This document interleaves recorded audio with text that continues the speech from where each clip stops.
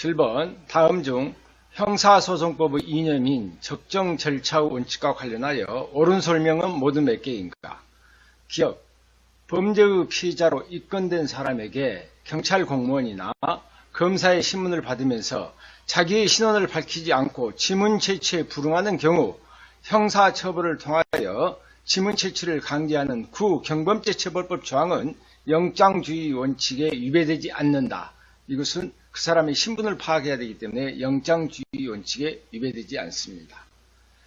니은 음주운전과 관련한 도로교통법 위반죄의 범죄 수사를 위하여 미성년자인 피의자의 혈액 제초가 필요한 경우 법정 대리인은 피의자의 의사능력 유무와 관계없이 이 부분이 틀려 있죠. 미성년자인 피의자를 대리하여 혈액에 관하여 동의할 수 있다. 만약에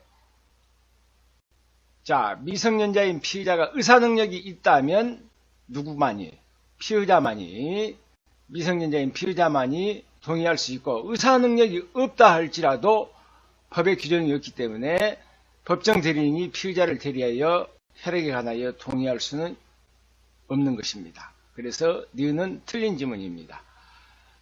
디귿, 압수수색 영장은 처분을 받은 자에게 반드시 제시한다라고 규정하고 있으나 이는 영장 제시가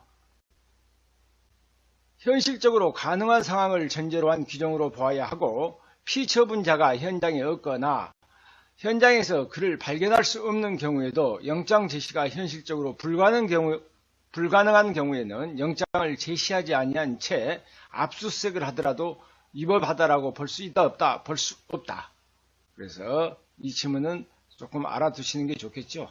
자, 니을 이 지문이 가끔 기출문제의 지문으로 많이 눈에 뜨는 지문이니까 받으십시오. 선거관리위원회의 직원이 선거 범죄를 조사하면서 관계인에게 진술이 녹음된다는 사실을 미리 알려주지 아니하고 진술을 녹음한 경우 그와 같은 조사 절차는 적법한 절차에 의하여 수집한 증거로서 이에 의하여 수집된 증거 파일 또는 그의 타자와 작성한 녹취록은 증거 능력이 있다가 아니라 미리 알려주지 아니하고 진술을 녹음하는 경우에는 그 녹취록은 증거 능력이 없습니다. 그래서 여기에서 틀린 것이 몇 번이냐라고 얘기하면은 니은과 률이죠. 그래서 답은 2번입니다.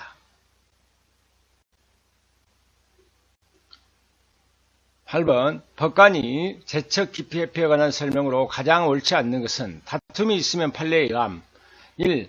파기환송 전 원심 재판에 관여한 법관이 파기환송을 받은 후에 행한 재판에 관하여서는 재척 사유에 해당하지 않는다. 파기환송 전 원심에서 환송을 받은 다음에 재판했다. 다시 동일한 신급으로 가기 때문에 재척 사유에는 해당되지 않습니다. 2번 약식 절차와 피고인 또는 검사의 정치재판 청구에 의하여 개시된 제1심 공판 절차는 동일한 신급 내에서 서로 절차만 달리할 뿐이므로 약식명령을 발부한 법관이 정식재판 절차의 제1심 판결에 관여하여 재책원인이 된다고 볼 수 있다 없다? 없다. 이건 판례의 태도 있죠. 3번은 조심해서 보십시오. 3번은 여러분 학설과 판례가 다른 부분입니다. 3번 공소 제기 전에 검사의 증거보존 청구에 의하여 증인신문을 한 법관은 전심재판 또는 기초되는 조사심의에 관여한 법관에 해당한다라는 것은 학설의 입장이고 판례는 해당하지 않는답니다. 그래서 판례의 입장을 물어보기 때문에 가장 옳지 않은 것은 3번이고 4번은 법 조문이지만 여러분이 숙지를 해둬야 할 조문입니다. 기피 신청에 대한 재판은 기피 당한 법관의 소속 법원 합의부에서 결정을 하며 소속 법원이 합의부를 구성하지 못할 때는 직근 상급 법원이 결정한다. 그래서 가장 옳지 않는 것은 답이 3번입니다. 9번. 이 9번 문제는 여러분 아주 까다로운 문제니까 잘 한번 설명을 들어보시기 바랍니다. 기피 신청이 있을 때는 원칙적으로 소송의 진행을 정지해야 된다. 다만 일정한 경우 예외적으로 정지하지 않는 경우가 있는데 이에 해당하지 않는 것은 몇 개인가 그랬습니다. 볼까요? 그러면 여기는 절차를 위배했는가 안 했는가를부터 먼저 보고, 절차를 위배하지 않았고 절차가 맞음에도 불구하고 정지되지 않는 경우, 그러니까 정지되지 않는 경우가 있는데 이에 해당하지 않는 것, 그 말은 정지되는 것을 골라야 됩니다. 절차가 맞는가를 먼저 보고, 절차가 틀리다면 볼 것도 없고 절차도 맞고 절차가 맞기 때문에 정지하는 것, 이걸 골라라는 얘기죠. 기억, 합의 법원의 법관에게 대한 기피를 그 법관에게, 그 법원에 해야 되는데 절차가 틀렸습니다. 그래서 볼 것이 없고, 니은 단독 판사에 대한 기피를 당해 법관에게 신청했을 때, 기피 신청이 있을 때는 이 절차는 맞지요. 뭐 해야 된다? 소송 절차를 정지해야 된다는 게 니은은 맞는 지문입니다. 디귿, 신청한 날로부터 3일 이내에 기피 사유를 서면으로 소명하지 않을 때, 서면으로 소명하지 않으면 안 되겠죠. 그러면 절차가 틀렸기 때문에 볼 필요도 없다. 자, 니을, 본안의 소송 절차. 본안의 소송 절차는 기피 신청이 있으면 정지돼야 됩니다. 그렇기 때문에 이건 정지돼야 된다. 니을은 맞습니다. 자, 미음. 자, 구속기간의 만료가 임박했을 때, 구속기간의 만료가 임박했을 때는 절차는 맞지만은 정지해야 된다, 하지 않아야 된다, 하지 않아도 된다. 자, 미음. 구속기간의 경신. 절차는 맞지만은 정지하지 않아도 됩니다. 시옷, 판결의 선고. 판결의 선고는 절차도 맞지만은 정지해야 된다, 하지 않아야 된다, 하지 않아도 된다. 이응, 기피 신청이 소송 지연을 목적으로 함이 명백할 때는 절차는 맞지만은 이때는 어쩝니까? 그 소송 지연을 목적으로 함이 명백할 때는 정지하지 않아도 된다. 그래서 여기서 정지해야 될 것은 절차나 모든 게 맞는 것은 니은과 니을밖에 없죠. 그래서 답은 1번 두 개입니다. 잘 지문을 한번 봐두시고 시험장에 가시기 바랍니다. 10번 법정 관할과 관련하여 형사소송법 11조는 관련 사건을 정의하고 있다. 다음 중에서 관련 사건이 아닌 것, 그래서 A와 B가 관련 사건이 되느냐 안 되느냐, 1인이 범한 수재, 그와 또 관련이 있느냐 없느냐라는 것입니다. 1번, 갑은 인천에서 강도죄를 하고서 도망 다니다가 부산에서 술을 먹고 행인을 폭행하였다. 그러니까 강도 1인이 강도죄도 범하고 폭행죄도 범하였으니까 1인 범한 수재, 이건 관련 사건입니다.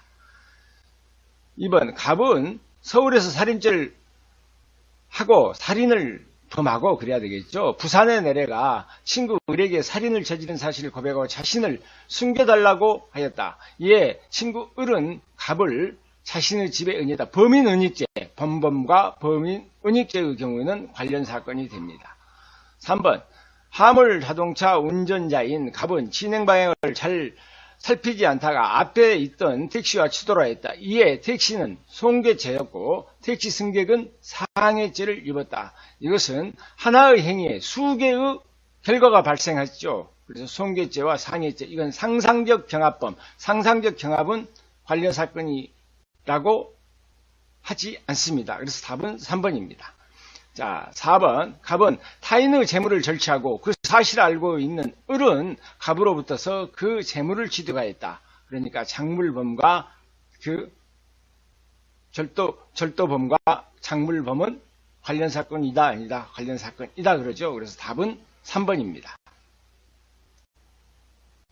11번, 법원의 관할에 관한 설명 중 옳고 그름의 표시가 바르게 된 것은 다툼이 있으면 판례의 감. 자, 기억을 맞는가 봅시다. 기억. 사물 관할을 달리하는 수개의 관련 사건이 각각 법원 합의부와 단독 판사에 계속될 때 합의문은 결정으로 단독 판사에게 속하는 사건을 병합하여 심의할 수 있다. 이건 맞고요. 니은 통일 사건이 사물 관할을 같이 하는 수개의 법원에 계속될 때 먼저 공소를 받은 법원이 심판한다. 법정 그대로죠. 이건 선착수의 원칙. 단, 항상 이것까지도 알아두십시오. 각 법원에 공통되는 직근상급법원은 검사 또는 피고인의 신청에 의하여 결정으로 뒤에 공소를 받은 법원으로 하여금 심판하게 할 수 있다. 그래서 니은도 맞는 지문입니다.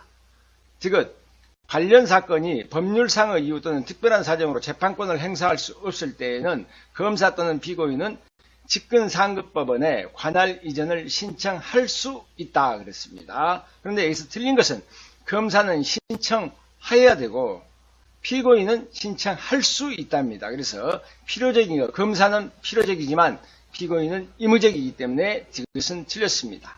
리얼, 고유 관할 사건 계속 중 고유 관할 법원에 관련 사건이 계속된 이상 그 후 양 사건이 병합되어 심의되지 아니한 채 고유 사건에 대한 심의가 먼저 종결됐다면 관련 사건에 대한 관할권은 소멸된다가 아니라 소멸되지 않는다. 여기에서 틀린 것은 디귿과 니을이 틀려 있습니다. 그러면 답은 3번이겠죠? 3번이 답입니다. 12번 형사소송 절차에서 법원의 관할에 관한 다음 설명 중 가장 옳지 않는 것은 다툼이 있으면 판례이함. 1. 법원은 피고인이 그 관할 구역 내에 현재하지 아니할 경우 특별한 사정이 있으면 결정으로 사건을 피고인의 현재의 관할하는 동급 법원에 이송할 수 있고, 여기까지는 맞습니다. 합의부 관할 사건이 공소장 변경에 의하여 단독 판사 관할 사건으로 변경된 경우에는 법원의 결정으로 관할권에 있는 단독 판사에게 재배당해야 되는 것이 아니라 공소장 변경 허가와 관계없이 실체 합의부는 실제 심판에 들어가야 합니다. 그래서 가장 옳지 않는 것은 1번입니다. 2번은 이제 이것은 법전의 문제죠. 토지 관할은 범죄지, 피고인의 주소, 구소 또는 현재지를 하고 외국에 있는 대한민국 선박 내에서 범한 죄에 대해서는 위에 규정한 곳 외에 선적지 또는 범죄 후 선착지로 한다. 자, 3번 토지 관할을 달리하는 수개의 관련 사건이 각각 다른 법원에 계속될 때는 공통되는 직근상급법원은 검사 또는 피고인의 신청에 의하여 결정으로 한 개의 법원으로 하여금 병합심의하게 할 수 있다. 맞고 4번 동일 사건이 사물 관할을 같이 하는 수개의 법원에 계속될 때 먼저 공소를 받은 법원이 심판하되 각 법원에 공통되는 직근상급법원은 검사 또는 피고인의 신청에 의하여 결정으로 뒤에 공소를 받은 법원으로 하여금 심판하게 할 수 있다. 이건 판례와 거의 여러분 형사소송법 조문으로 가지고 문제를 낸 것입니다. 12번의 답은 1번입니다. 13번 무죄 추정 원칙에 대한 설명으로 가장 옳지 않는 것은 이것도 판례에 의하라 그랬죠. 1번 아직 검사의 공소 제기받지 아니한 피의자가 무죄로 추정되는 것은 당연하다. 당연한 일이죠. 2번 무죄 추정의 원칙상 금지되는 불이익이란 비단 형사 절차 내의 불이익뿐만 아니라 기타 일반 법 생활 영역 내에서 기본권 제한과 같은 경우에도 해당된다. 맞고 3번 형사사건으로 공소가 제기된 사실 자체만으로 공무원에 대한 직위 해제 처분을 행하는 것은 무죄 추정 원칙에 반한다. 그러나 공소 제기의 기초를 이루는 공무원의 비유사실을 토대로 직위 해제 처분을 내리는 것은 무죄 추정 원칙을 침해하지 않는다. 1, 2, 3번은 다 맞습니다. 그러면 틀린 건 4번이겠죠. 선거에 의하여 선출된 지방자치단체 장의 직무를 금고 이상의 형을 선고받은 사실만으로 형이 확정이 아니라 선고받은 사실만으로 정지시키는 것은 무죄 추정 원칙에 반하지 않는다가 아니라 반한다 라고 해야 되겠죠. 답은 4번입니다. 자, 14번 진술 거부권에 관한 다음 설명 중 옳지 않는 것은 1. 진술 거부권은 형사 절차에만 보장된 것이 아니고 행정 절차이거나 국회에서 질문 등 어디서나 그 진술이 자기에게 형사상 불리한 경우 묵비권을 가지고 이를 강요받지 아니할 국민의 기본권으로 보장된다. 1번 지문은 어디에서 행정상 절차나 국회에서의 질문, 이건 좀 눈여겨 봐두십시오. 2번 수사기관이 강도 현행범으로 체포한 피고인에게 진술거부권을 고지하지 않는 상태에서 최초 자백을 받은 다음 그로부터 40여일이 지난 후에 1심 법정에서 법정에서 피고인이 자백하였다면 이러한 자백은 변호인이 충분한 조력을 받으면서 공개된 법정에서 임의로 이루어진 것이라도 위법하게 수집된 증거로서 발견된 2차 증거로서 유죄의 증거로 사용할 수 없다 그랬으니까 틀렸습니다. 왜냐? 40일이 지났고 1심 법정에서 변호인의 충분한 조력을 받으면서 했기 때문에 이건 유죄의 증거로 인정할 수 없다가 아니라 유죄의 증거로 인정된다는 게 판례의 태도입니다. 자, 3번 법률이 범법자에게 자기의 범죄 사실을 반드시 신고하도록 명시하고 그 미신고를 이유로 처벌하는 벌칙을 규정하는 것은 헌법상 보장된 국민의 기본권, 진술 거부권을 침해하는 것이 된다. 당연하죠. 본인의 범죄를 반드시 신고하도록 하는 것, 이것은 진술 거부권의 침해입니다. 4번 판례는 좀 알아둘 필요가 있습니다. 피고인들이 필리핀 수입에 관하여 범위를 명백하게 하기 위하여 검사가 필리핀이 은닉된 곡물 포대를 받아 피고인들에게 전달한 갑을 무엇으로 조사한가? 참고인으로 조사한 것이라면 갑이 수사기관에 대해서 범죄 혐의를 인정받아 수사가 개시된 피의자의 지위에 있다고 할 수 없고, 피의자가 아니라 일단 참고인이다. 피의자의 지위가 아닌 참고인으로서 조사받으면서 수사기관으로부터 진술 거부권을 고지받지 않았다 할지라도 그 이유만으로 그 진술 조서가 위법수집 증거로서 증거 능력이 없다라고 할 수 없다. 이걸 간단히 얘기하면 참고인으로서 조사를 받으면서 진술 거부권을 고지받지 않았다 할지라도 증거 능력은 인정된다는 판례입니다. 4번 판례는 눈여겨봐두시기 바랍니다.